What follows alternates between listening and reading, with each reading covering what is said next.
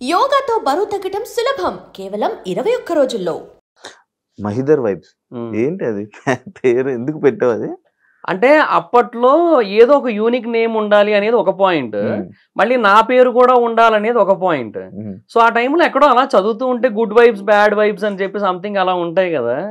So అవే అలా చూస్తూ అది కొన్ని కొటేషన్లు ఏవో చదివినప్పుడు సరే వై నాట్ మహిదర్ వైబ్స్ అంటే నీ వైబ్స్, నా వైబ్స్, నా నుంచి ఎట్లాంటి వైబ్స్ వస్తాయి కొన్ని కంటెంట్స్ మీద అనే ఆస్పెక్ట్ మీద పెట్టాను. స్టార్టింగ్ లో కొంతమందికి అది పలకడం నాక మహిదర్ వైబ్స్ ఎంతమంది వైబ్స్ అన్నా అనేటోళ్ళు అట్లా ఉండేది. రివ్యూస్ ఇస్తూ ఉంటావు.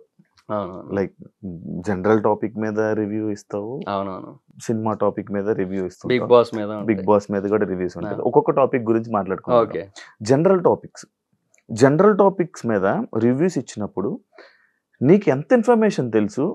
నీకు నచ్చింది నువ్వు చెప్తావా, లేకపోతే బయట జరిగిందే ఎలా తెలుసుకుని నువ్వు చెప్తావు? అంటే నీ ఒపీనియన్ అన్నట్టు చెప్పేస్తుంటావు. లైక్ ఒకటి డిసైడ్ చేసేస్తావు. ఒకటి ఇప్పుడు ఒక వైఫ్ ఒక బాయ్ ఫ్రెండ్ ఒక గర్ల్ ఫ్రెండ్, వీళ్ళిద్దరికి గొడవలు అయ్యింది, ఈయన చంపేసింది ఈయన చంపేసింది, ఒకరి మీద తప్పు అన్నట్టు మాట్లాడేసి రివ్యూ చెప్తూ ఉంటావు. అనుకుందాం ఎలా చెప్తున్నావు? ఎలా వస్తుంది ఇన్ఫర్మేషన్? ఏమి ఇది చేస్తావు? రీసెర్చ్ చేసి చెప్తావు? బేసిక్ గా ఏమంటే దాని గురించి వేరే వాళ్ళు అంటే వాళ్ళకి తెలిసిన వాళ్ళు ఎవరో ఒకరు డెఫినెట్ గా మీడియా ముందుకు వస్తారు, మాట్లాడతారు. వాళ్ళ ఒపీనియన్స్ ఏవైతే ఉంటే అవన్నీ ఒక చోట చేరుస్తా. అలాగే దాన్ని ఎవరైతే టెలికాస్ట్ చేస్తారో వాళ్ళ సైడ్ నుంచి మనకి multiple aspects of points reveal అవుతుంటాయి. అవి ఒక సైడ్ రాసుకుంటా. తర్వాత అంటే రాసుకోవడం ఇన్ ద సెన్స్ మైండ్ లో పెట్టుకుంటా. ఇవన్నీ మైండ్ లో పెట్టుకుంటా ఒక దగ్గర. స్క్రిప్ట్ ఎప్పుడు రాయలేదు దేనికి కూడా, ఒక ఫ్లో వచ్చేస్తుంది, అర్థమైపోతుంది. తర్వాత కొన్ని ఆర్టికల్స్ ఉంటాయి, న్యూస్ ఆర్టికల్స్, అది తెలుగులో కావచ్చు ఇంగ్లీష్ లో కావచ్చు, న్యూస్ ఆర్టికల్స్ ఉంటాయి. ఆ ఆర్టికల్స్ అన్ని కూడా రిఫర్ చేస్తాను, వాటి గురించి అర్థం చేసుకుంటా. సో ఓవరాల్ గా చదివినప్పుడు మనకున్న ఆ ఏమంటారు ఆ సెన్స్, ఆ సిక్స్ సెన్స్ అనలేము, అది జస్ట్ లైక్ మనకు అనిపిస్తుంది, ఏదో అనిపిస్తుంది కదా ఆ మూమెంట్ లో. సో ఇది రైట్ ఇది రాంగ్ అని అనిపిస్తుంది కదా, ఆ బేసిస్ మీద చెప్తాను. ఒకవేళ అక్కడ ఒపీనియన్స్ మ్యాటర్ అయినట్టయితే, అక్కడ ట్రూత్ ఏమీ రివీల్ కాలేదు ఇంకా అన్నట్టయితే అప్పుడు నా ఒపీనియన్ చెప్పేస్తాను. ట్రూత్ రివీల్ అయితే దాని గురించే మాట్లాడుకుంటాం అంతే. నెక్స్ట్ బిగ్ బాస్ రివ్యూస్ గురించి మాట్లాడదాం. మీరు కూడా వెళ్ళారు. మీరందరూ ఈ బిగ్ బాస్ రివ్యూలు ఇచ్చేటప్పుడు రివ్యూర్లు అందరూ అనుకొని ఈయన్ని బ్యాడ్ చేయాలి, ఈయన్ని మంచి చేయాలి అని చెప్పి ఒకప్పుడు ఒక స్క్రీన్ షాట్ అనేది బయటికి రిలీజ్ అవ్వడం జరిగింది. ఓకే, అవునా?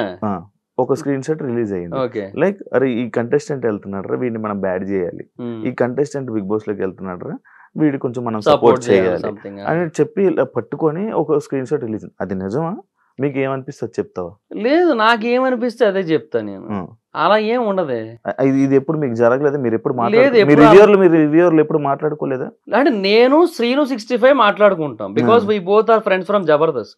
జబర్దస్త్ లో చేసాడు తను కూడా, సో అట్లా పరిచయం. ఆదిరెడ్డి గారితో అప్పుడప్పుడు మాట్లాడుతుంటాను, అది చాలా రేర్ గా. ఆయన ఫ్యామిలీ పర్సన్, ఆయనకు చాలా ఏమంటారు బిజీ ఉంటారు ఆయన. సో ఆదిరెడ్డి గారితో అప్పుడప్పుడు మాట్లాడతాను అంతే. సో బట్ ఎప్పుడు కూడా మా మధ్య ఒక కంటెస్టెంట్ గురించి ఎక్కువ డిస్కషన్ రాదు. సీనుకి నాకు బిగ్ బాస్ కోసం వస్తుంది, ఫ్లో ఎలా వెళ్తుంది, ఇలా కాకుండా ఇంకోలాగా వెళ్తే ఏమైనా బాగుంటుందా అని మేమేం మాట్లాడుకుంటాం. వాటి గురించి నాకు అనిపించిన నేను చెప్తా, తనకు అనిపించిన తను చెప్పుకుంటాడు. అట్లా మేము ఆ కలెక్టివ్ పాయింట్స్ అన్ని కలిపి ఒక వీడియో చేస్తుంటాం అంతే తప్ప ఏ రోజు కూడా ఒక కంటెస్టెంట్ కోసం అయితే లేదు. ఒక సీజన్ 5 అనుకుంటా, బిగ్ బాస్ సీజన్ 5 లో లైక్ రివ్యూర్ల వల్లే ఒక కంటెస్టెంట్ బయటకు వచ్చారు అని చెప్పి ఒక ఇష్యూ జరిగింది. అండ్ అది పక్కన పెడితే, అంటే ఒక కంటెస్టెంట్ ని ఈ కంటెస్టెంట్ ఇలా అంటే జనాలందరూ ఆల్రెడీ షో చూస్తారు, కానీ ఒక కంటెస్టెంట్ ని నువ్వు ఇదే అని చెప్పి మీరు ఇలా డిసైడ్ చేయడం వల్ల జనాలు మైండ్ సెట్ మ్యానిపులేట్ అయిపోద్ది. అంటే నువ్వు యాక్సెప్ట్ చేస్తావా? అంటే బేసిక్ గా బిగ్ బాస్ రివ్యూస్ చూసేది ఎందుకంటే ఇది నాకు ఇలా అనిపించింది, నా ఒక్కడికే అట్లా అనిపించిందా, నీకు కూడా అట్లానే అనిపించిందా అనేది కన్ఫర్మ్ చేసుకోవడానికి చూస్తారు Bigg Boss reviews. So reviews ఏంటంటే ఇప్పుడు నాదైనా లేదంటే ఆదిరెడ్డి గారిదైనా లేదంటే సీను రివ్యూస్ అయినా మా అందరు రివ్యూస్ ఏ బేసిస్ మీద చూస్తారంటే వాళ్ళ ఒపీనియన్స్ మా ఒపీనియన్స్ తో మ్యాచ్ అవుతున్నాయో లేదో చూడడానికే చూస్తారు మాక్సిమం. సో అంతే తప్ప సో అందువల్ల ఇన్ఫ్లుయెన్స్ అంత ఉండదని నేను అనుకుంటున్నా. బట్ టూ మచ్ రీచ్ ఉంటది కాబట్టి ఆదిరెడ్డి గారి సైడ్ నుంచి కొంత ఇన్ఫ్లుయెన్స్ ఉంటుంది. టూ మచ్ రీచ్ కదా. ఇప్పుడు ఆయన ఎప్పటి నుంచో చేస్తూ ఉండడం వల్ల ఆయనకి చాలా మంచి రీచ్ ఉంది దాంట్లో. సో డెఫినెట్ గా కొంత ఇంపాక్ట్ ఉంటది, డైలీ చెప్తుంటారు కాబట్టి. అవును, ప్రతి ఒక్కటి డైలీ ఇది చెప్పాలి. అవునవును, నా సీజన్ లో నువ్వు నాకు బాగానే చెప్పాలి. బాగా నువ్వు బాగాడు. Thank you so much. ఇప్పుడు ప్రెసెంట్ నడుస్తున్న సీజన్ 9 గురించి ఏం చెప్తావు బ్రో?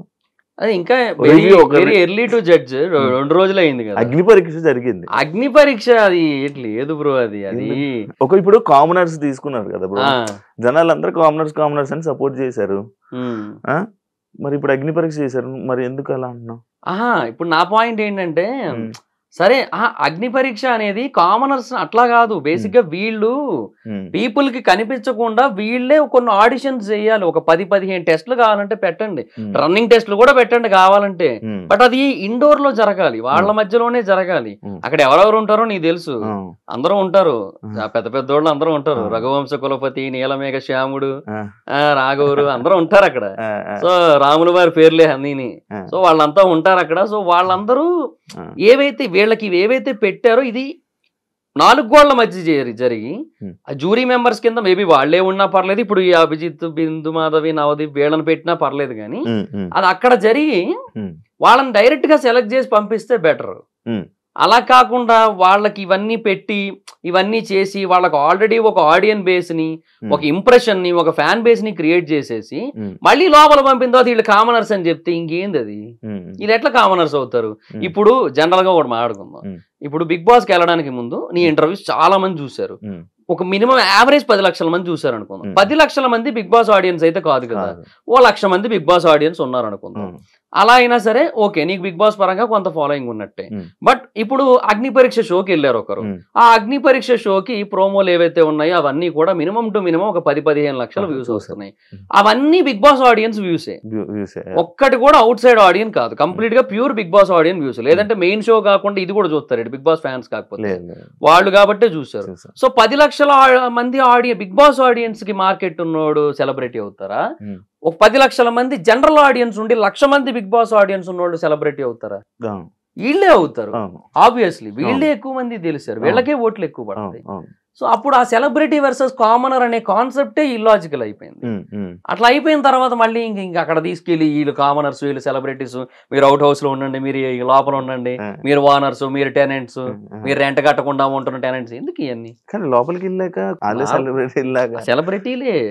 సెలబ్రిటీలే నాగార్జున గారి ముందు నిలబడ్డ మూమెంట్ నుంచి కూడా కాదు, అగ్ని పరీక్షలోకి ఎంటర్ అయినప్పటి నుంచే వాళ్ళు సెలబ్రిటీస్. అండ్ ఇప్పుడు ఫర్ ఎగ్జాంపుల్ వాళ్ళ 6 లోపలికి వెళ్ళారు. వాళ్ళ 6 సంగతి తీసేసి 9 మంది రిజెక్ట్ అయ్యారు, గుర్తుందా? వాళ్ళని కూడా బయటకు వెళ్తే గుర్తుపడతారుగా. ఇప్పుడు ఏంది వాళ్ళు కామనర్స్? ఇప్పుడు ప్రసన్న అన్న ఉన్నాడు, ఆయన ఇన్స్పిరేషనల్ జర్నీ ఉంది, ఆయన బయటికి పోతే గుర్తుపడతారు. ఇప్పుడు ఆయన ఇప్పుడు కామన్ మ్యాన్ కాదు కదా, అట్లా ఎట్లా అవుతుంది? అంటే ఇప్పుడు సెలబ్రిటీస్ పిచ్చోళ్ళేనా? ఈ సీజన్కి వెళ్ళినోడు పిచ్చోళ్ళే. కానీ మారిపోతుంది కదా. ఇప్పుడు మారితే ఫైన్, మారితే ఓకే. ఎందుకంటే వీళ్ళ యాటిట్యూడ్ లెవెల్స్ మారిపోయి అది పీపుల్ కి అర్థమయ్యి ఓవరాల్ గా జస్టిఫికేషన్ జరిగితే ఓకే. అందరూ ఒకలాగే ఉంటే ఇబ్బంది ఏం లేదు బ్రో. అసలు ఏమంటే బిగ్ బాస్ డిఫరెన్స్ చూపిస్తా, కామనర్స్ వర్సెస్ సెలబ్రిటీస్ అని చెప్పి పెట్టి మళ్ళీ లోపలికి వెళ్ళిన తర్వాత సరే మమ్మల్ని ఇట్లాగా మిమ్మల్ని అట్లాగా అని చెప్పి బిగ్ బాస్ డివైడ్ చేశాడు కదా అని చెప్పి వాళ్ళు అలాగే ఉంటేనేమో సింపతి కార్డులు వస్తుంటాయి. సింపతి కార్డులు స్వైపింగ్ స్టార్ట్ అవుతుంటది. అది ఏంటి టోటల్ రివ్యూ ఏంటి బిగ్ బాస్ 9 మీద? అంటే ఏమో దే ఆర్ ప్లానింగ్ గుడ్. అంటే 2 హౌస్లు అనే కాన్సెప్ట్ పెట్టారు. సార్ కొంచెం ఏమో గేమ్స్ టాస్క్ అవి కూడా కొంచెం డిఫరెంట్ గా ఉంటాయి అంటున్నారు. మరి ఒకవేళ అలాగైతే ఫైన్. కానీ ఆడియన్స్ కనెక్ట్ అవ్వలేదు అంటున్నారు. ఇంకా ప్రస్తుతానికి అవ్వలేదు కదా, ప్రస్తుతానికి అయితే అవ్వలేదు. ప్రస్తుతానికి ఏం ఎక్కలే. ఎందుకంటే ఇప్పుడు సెలబ్రిటీల కింద వచ్చిన వాళ్ళలో కూడా 3-4 తప్పిస్తే ఎవరు తెలుసు అబ్బా. బేసిక్ గా బిగ్ బాస్ లో ఒక కాన్సెప్ట్ ఉంటది అన్న, అదే ఉంటది బ్రో. ఏదో ఫ్లోలో ఏదేదో వచ్చేస్తున్నాయి, బ్రో అంటున్నాను, అన్న అంటున్నాను, ఏదేదో వస్తున్నాయి. సో బిగ్ బాస్ లో కాన్సెప్ట్ ఉంటది.